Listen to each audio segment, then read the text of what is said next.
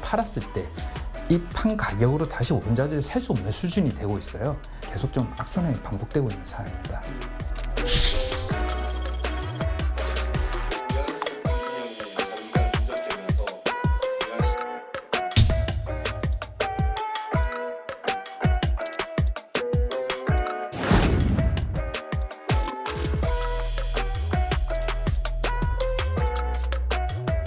날 걷기 들을 라이브 토크쇼 이슈박 코너입니다. 예, 어느새 뉴노멀이 돼버린 환율 1,400원대. 근데 이게 언제부터 이랬는지 아세요? 언제부터죠? 이제 한 석 달밖에 안 됐습니다. 와, 체감은 전혀 그렇진 않은데. 그렇죠. 네네. 9월까지만 해도 1,300원대였는데 지금 보셨듯이 이거 1,500원 뚫는 거 아니냐라는 우려가 나오고 있습니다. 네, 예전에는 원달러 환율 오르면 수출 기업은 호재겠네라고 했지만 요즘은 수출 기업도 환율 때문에 초비상입니다. 예, 그래서 당국이 오늘 아침에 강력한 구두 개입으로 이 원달러 환율을 눌러놨습니다. 지금 뭐 서학개미들을 한국장으로 유도하겠다 이런 계획도 세우고 있는데 앞으로 이 환율 도대체 어떻게 될지 홍익대 경영대학 홍기훈 교수와 함께 자세히 짚어보겠습니다. 안녕하세요. 어서 오십시오. 뭐 환율이 정말 무섭게 오르고 있는데 1,500원 고속도로 뚫렸다라는 말까지 나오고 있더라고요. 이런 수준의 환율 어떻게 보십니까? 제가 네. 그렇게 오래 살지는 않았어요. 네. 근데 1,480원이라는 숫자는 본 적이 없거든요. 그러니까요. 그렇잖아요. 이게 야, 내가 샀는데 이런 날이 오다니라는 생각이 들더라고요. 네. 이게 심리적으로 봤을 때 1,480원이라는 말을 딱 듣자마자 IMF 의 악몽이 이렇게 들어서 저는 그때 아주 어려서 잘 몰랐지만 네. 돌이켜보면 그때 부모님들이 패닉하던 순간들이 떠오르잖아요. 맞아요. 그렇죠. 근데 이 임팩트가 굉장히 강한데요. 네. 우리가 IMF 때만큼 패닉하고 있나요? 그렇지는 않아요. 다른 괴롭죠. 느낌이긴 해요. 괴롭기는 하지만 이게 뭐냐면 이 숫자 하나만을 보고 뭐 나라가 흔들린다던가 아니면 뭐 IMF 시즌 2다 이렇게까지 얘기하기는 조금 어려울 수 있는 게요. 네. 이 현재 상황에서 환율에 대해서는 레벨보다는 이 속도가 더 중요합니다. 네. 그러다가 보니까 우리나라의 대외 건전성 지표를 봐도 과거에 우리가 가졌던 위기 국면보다 훨씬 낫고요. 네. 그리고 환율이 물가로 전가되는 과정도 예전만큼 빠르지는 않아요. 뭐냐면 예전에 환이 튀면 물가가 금세 동시에 튀었거든요. 네. 근데 지금은 그렇지는 않은 상황이다 보니까 네. 이게 실물 경제 충격이 상대적으로 제한적인 거는 분명히 존재를 합니다. 네. 그러다가 보니까 우리가 보이는 것만큼 체감하기는 어려워요, 아직은. 그러니까 일반 시민들은 그렇죠. 그렇다는 아직은. 말씀이시죠. 네. 문제는 이 위로 올라가는 속도가 계속해서 유지가 된다면 네. 정말 괴로운 상황이 올 수 있다는 문제가 있다는 겁니다. 지금 오늘 아침에 그러다 보니까 정부가 강력한 구두 개입을 했다라고 하는데 정부의 능력을 확인하게 될 것 뭐 이렇게까지 얘기를 했습니다. 이러고 나서 바로 이제 1,450원대까지 이제 한 30원 넘게 뚝 떨어졌는데 네. 이게 단순히 아무리 강력해도 구두 개입만으로 떨어지는 게 가능해? 혹시 뭐 딴 거 한 거 아니야? 라는 추측들도 나오고 있더라고요. 요거는 경제학자로서 어떻게 보십니까? 제가 뉴스박의 두 번째 출연인데요. 네. 왜 나올 때마다 항상 이러는지 모르겠어요. 그러게요. 두 번 다 좀 환율 얘기를 하고 왜 계시죠. 자꾸 네. 환 얘기를 한 건 하는데 아닙니다. 주제가 한물 같다고 생각을 했는데 이렇게 또 이거를 이슈를 만들어 주셔서 아이고, 참. 당황스러운 게 있는데 네. 먼저 고백을 드려야 할 게 있습니다. 저는 음모론을 믿지 않습니다. 네. 무슨 얘기냐면 이 음모론이라는 게 성립을 하려면요 일반적으로 지나치게 많은 사람들이 다 입을 동시에 맞춰줘야 돼요. 네. 뭐 예를 들어서 지금 음모론이다라고 오늘 10시 12분이었거든요. 제가 보니까. 네. 그러면은 그 공무원들, 은행 직원들 그리고 환 시장의 참여자들이 모두 기다리고 있다가 12시 12분이다. 환율 찍어 누르자. 그러고 눌러야 되는 거예요. 그러긴 쉽지 않아요. 일반적으로. 네네. 뭐냐면 이 구두로 인해서 환이 이만큼까지 눌릴 수 있는 가능성을 물어보신다면 네. 분명히 가능성은 있습니다. 구두만으로도 가능하다. 그렇죠. 네. 왜냐하면 이번 같은 경우에는 이 굉장히 톤이 셌어요. 네네. 말씀하셨던 대로 정부의 정책 실행 능력을 곧 확인하게 될 것이라는 말은 네. 역시나 제 짧은 인생에 들어보지 못한 코멘트들이거든요. 네. 네. 이게 뭐냐면 저라도 움찔할 것 같아요. 네. 그러다 보니까 이 정도면은 오늘이나 내일 스무딩 오퍼레이션 같은 개입이 실제 일어날 수 있겠구나라는 공포감이 생길 수 있고요.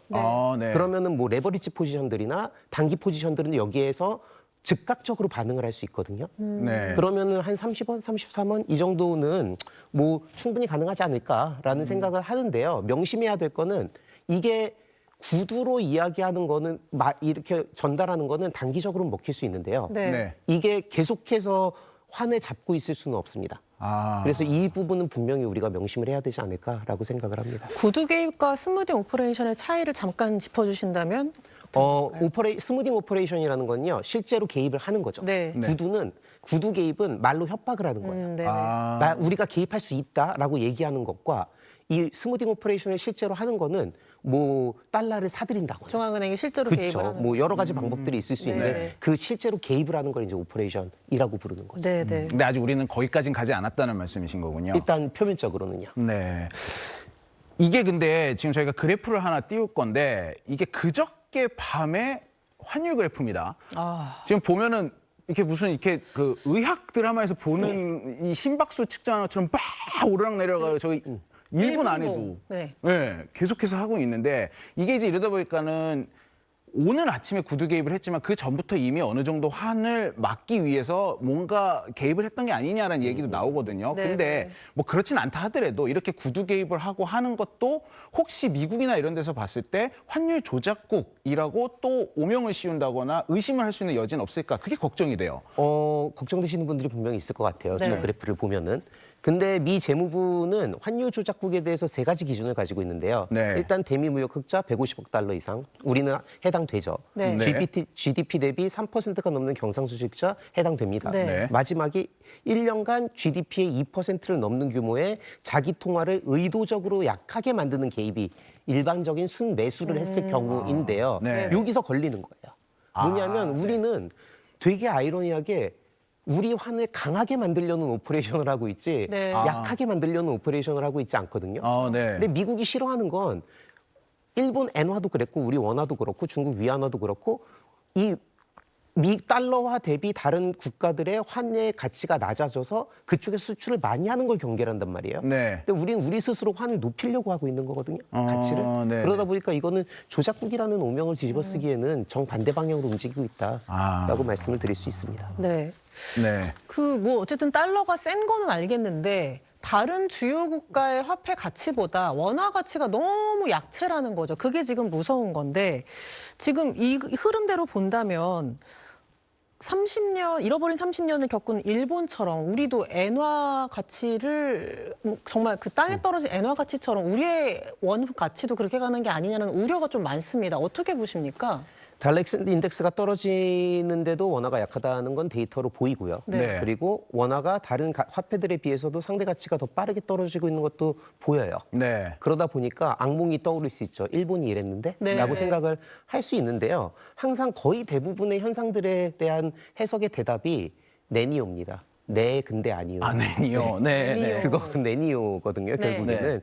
이게 뭐냐면 일단은 비슷한 면이 있어요. 네. 예전의 엔화 아니면 또는 지금 엔화랑 굉장히 비슷한 면이 있는 게 원화가 엔화의 동조화 현상을 보이고 있거든요, 지금. 네. 네. 그러다 보니까 둘이 비슷한 거 아니야? 라고 하는데요. 다른 면이 뭐냐면요. 네. 일본은 이 장기간의 초저금리하고 정책 구조가 환율의 평균 레벨을 약하게 만든 거예요. 우리는 시작 때 말씀하셨듯이 3개월밖에 안 됐거든요. 그러니까. 네네네. 그러니까 사실 구조적으로 굉장히 달라요. 다르다. 그리고 또 한 가지가 우리는 순금융 자산 같은 대외 완충력이 예전보다 훨씬 커져 있는 상황이거든요, 경제에. 네, 네. 그러다가 보니까 구조가 다르기는 하나 현상적으로 비슷한 현상이 보이는 거일 수 있거든요. 네. 근데 여기에 문제가 경고등은 분명히 존재를 합니다. 뭐냐면 한국도 일본과 같이 잠재 성장률이 하락하고 네. 인구 구조가 악화되고 네. 대외 불확실성 확대가 일어나면 일본처럼 될 수 있죠. 그리고 완전히 그럴 가능성이 없는 거냐라고 하면 그렇게 얘기하기는 어렵습니다. 그럴 가능성이 분명히 존재하기 때문에 네. 거기에 대해서 당국도 그렇고 저희 굉장히 많은 사람들이 우려를 표하고 있는 거지 네. 지금 우리가 일본을 쫓아간다라고 보기는 좀 어려울 것 같습니다. 단정할 수는 없지만 경고등은 켜졌다. 그렇죠. 뭐 이렇게 정리해 볼 수 있을 것 같습니다. 저희가 서두에도 얘기했던 부분을 다시 짚어보겠습니다. 예전에는 원달러 환율 오르면 수출 기업엔 호재라고 했었지만 최근에는 수출 기업, 특히 중소기업에서는 비명 소리가 나올 정도로 힘들다고 하죠. 영상 보시죠. 텅스텐을 수입해 굴착 장비 부품을 만드는 한 중소기업입니다. 환율이 오르면서 원자재 가격도 덩달아 올라 매달 손실을 보고 있습니다. 제품 한 개에 들어가는 텅스텐 가격은 지난해 약 9,000원 수준이었는데 1년 만에 27,000원, 약 3배로 올랐습니다. 납품 가격을 2만 원에서 28,000원으로 올렸지만 이유는 거의 남지 않습니다. 수출 업체들이라고 사정이 나은 건 아닙니다. 실제로 중소기업중앙회가 중소기업 635곳을 조사한 결과 수출과 수입을 병행하는 회사 10곳 가운데 4곳은 환율 급등으로 피해가 발생했다고 응답했습니다.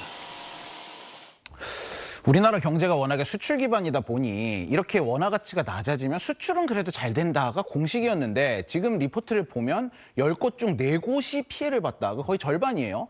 이런 이제 수출 잘 된다는 말도 이제 옛말이 된 거 아닙니까? 환이 오르면 가게에서 수출하는 기업으로 이 부가 이동하는 현상이 있거든요. 네. 그러니까 수출 기업이 가게에게 부담을 전가시키는 경향을 보였는데 네. 문제는 지금 상황에서는 이 환율이 너무 급하게 올라가다 보니까 네. 수출 기업이 원자재를 사야 되는 타이밍에 물건을 팔았는데 네. 원자재를 사야 되는 타이밍에 이 환이 뛰어버린 거예요. 그러니까 자기가 판 돈으로 원자재를 못 사는 상황이 펼쳐지거든요. 순환 구조가 깨졌네요. 그렇죠. 분명히 가게는 부담을 더 졌는데 네. 여기서 나온 혜택이 기업으로 가지 못하는 문제가 생기고 있어요. 이 타이밍의 문제인 거거든요. 네. 그러다 보니까 예전처럼 수출 기업에 나쁘다라는 건 아니에요. 수출 기업에 분명히 좋은 건 맞습니다. 네. 단기적으로는요. 네, 네. 그러나 지금은 너무 급하게 환율이 오르다 보니까 네. 타이밍의 문제가 생겨서 이 선순환 구조가 깨져버린 거라고 생각을 하면 될 것 같습니다. 고칠 수는 있나요? 시간이 해결을 해주죠. 시간이. 왜냐하면은 이 스무딩이 되면서 기업들이 적응을 하면 매출이 증가하고 이제 늘어난 매출을 가지고 달러로 바꾸게 되면은 네. 예전과 같은 달러로 바뀌게 되니까 결국에는 1년 이상의 텀을 두고 나면은 이게 사실상 원상복귀를 할 텐데 이 짧은 3개월에서 6개월 사이의 시간에 문제가 되는 겁니다. 중소기업이 그걸 버틸 수 있을지가 문제예요. 그게 가장 큰 문제인 거죠. 그러니까요. 자, 이런 슈퍼 원화 약세 언제까지 지속될까 자꾸 이게 시간의 문제다라고 말씀을 주시는데 이게 일시적일 건지 아니면 내년에도 이게 이어질지 많은 분들이 궁금해하십니다. 요새 이런 말들이 있더라고요. 산타 할아버지가 못 오신다. 그렇죠. 제가 요새 어제 전략을 되게 열심히 세운 게 네. 아이들 선물을 준비 안 하고 산타 할아버지가 환율 때문에 선물을 못 줬다. 하고 한국만 이제 못 주는 거 아닙니까? 아이들은 이 그렇죠. 시간에 우린 한국에 있으니까. 아이들은 이 시간에 자고 있겠죠? 이걸 안 봐야 될 텐데. 안 봐야 될 텐데. 네, 안 네. 봐야 제가 보지 못하겠어요. 근데 그랬더니 아이가 만약에 나 한국 선물을 국산 선물을 소원으로 빌었는데 이러면 망하는 거예요. 그렇죠. 그렇잖아요. 말이 안 그럼 통하죠. 망하는 거예요. 네. 근데 이게 사실 계속 그런 고민들을 할 수밖에 없어요. 왜냐하면 방금 너무 좋은 지적을 하셨던 게 한국만 이런 거잖아요. 네. 그렇죠. 그러다가 보니까 한국이 유독 더한 거라서 우리는 되게 고민이 많아질 수 있는데 조금 더 크게 놓고 보면요. 네. 분명히 우리가 더 고통받고 있기는 하지만 네. 전 세계적인 현상인 거는 틀림이 없습니다. 그러다 보니까 지금은 미국 경제가 상대적으로 탄탄하고요. 네. 금리도 높고요.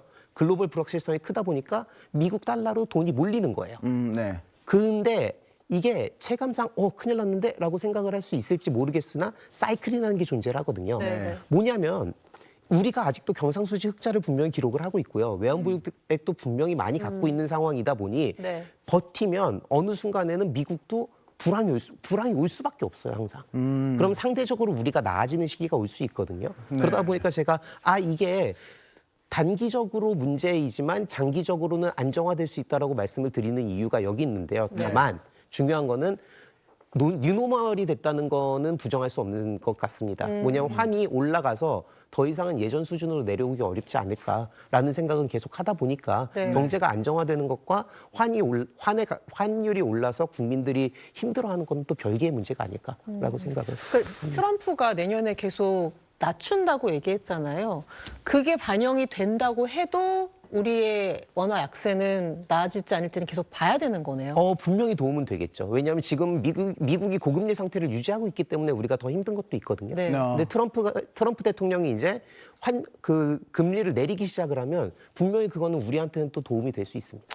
그 공식이 제발 통했으면 좋겠어요. 그러게요. 네네네. 네. 지금 되게 좋은 질문이었는데 저는 이게 궁금했어요. 어쨌든 트럼프 대통령이 금리를 낮추면 미국이 돈이 풀리는 거잖아요. 근데 이제 그 부자 아빠, 가난한 아빠 저자 로버트 기요사키가 모르겠어요. 이분 말을 믿어도 될지 모르겠는데 내년에 지금 미국도 그렇고 전 세계적으로 돈이 엄청 풀려서 돈값이 똥값 될 것이다 라고 하거든요. 믿어도 됩니까? 진짜 그럴까요? 베스트셀러 작가라 참 표현이 극단적이세요. 극적이군요, 말씀을 참 잘하셔. 표현이. 저보다 훨씬 난 것 같은데. 네. 현금을 가지고 있는 이유는 크게 두 가지가 있습니다. 네. 현금을 가지고서 여기에 대한 환차익을 노리는 것도 있지만 이 돈을 쓰려는 것, 목적도 분명히 존재를 하거든요. 네. 그러다 보니까 현금값이 똥값이 된다. 뭐 이런 표현들은 사실 좀 옳다라고 하기는 어렵지 않을까라고 생각을 합니다. 근데 어쨌든 그런 부분이 지적이 되니까 이 화폐를 갖고 있는 게 위험한 건가라는 생각이 들면서 오히려 다른 곳으로 좀 눈을 돌려야 되나, 비트코인이나 뭐 어느 쪽으로 투자를 해야 되나 이렇게 궁금해하시는 분들이 많습니다. 제3의 무언가가 있다면 뭐가 있을까요? 저도 알고 싶어요. 모르신다고요? 그런 게 있다면 제가 여기서 얘기 안 하고 네. 제가 조용히 투자했겠죠. 아니 요즘 네. 그래서 은 투자하시는 분들도 많고 은값도 뛰고 뭐 금도 더 뛰고 뭐 이러는데 전체적으로 묶어서 풀이를 해주신다면 어떻게 보시는지. 은값이 많이 뛰었죠. 네. 근데 은은 이 산업재로 많이 쓰이는 동시에 투자재로 쓰이다 보니까 네. 산업 쪽에서의 수요에 굉장히 민감할 수 있어서 또 리스크가 존재를 하고요. 세상에 리스크가 존재하지 않는 자산은 존재하지 않습니다. 네. 그러다 보니까 굉장히 조심해야 된다는 것도 당연하고요. 네. 그리고 인플레이션이 심한 시기에는 당연히 현물 자산들이 그런 인플레이션의 위험을 방어하는 데는 도움이 될 수 있습니다. 그냥 좀 눈길을 줘도 되겠다라고 저는 해석을 했는데 예, 제 생각입니다. 네, 제 생각이고. 자, 마지막 질문을 드리면 지금 어쨌든 이 돈의 사이클이 심상치 않아요. 전 세계적으로. 당장 이 뉴스헌터스 보시는 분들 지금 연말인데 내일 이렇게 하세요. 재산을 지키기 위해를 조언을 해주신다면 경제학자로서 뭐가 있을까요? 제가 16분이라 네. 끝날 줄 알고 요즘은 피해가겠다라고 좋아하고 있었는데 끝까지 하시네요. 피할 수 없습니다. 저는 그렇게 생각을 합니다. 내 가장 중요한 소득원이 무엇인지에 대해서 고민을 해보실 필요가 있다고 생각을 해요. 아, 주수입원. 그렇죠. 네. 왜냐하면 우리가 지금 이 위기의 순간을 살아남기 위해서는 기본으로 돌아갈 필요가 좀 있거든요. 네. 그러다 보니까 거의 대부분의 사람들이 어떻게 하면 투자를 해서 돈을 많이 벌까를 고민을 하고 있는 상황이긴 하지만 훨씬 더 방어적으로 이 움직이는 보수적인 전략이 필요하지 않을까라는 생각을 합니다.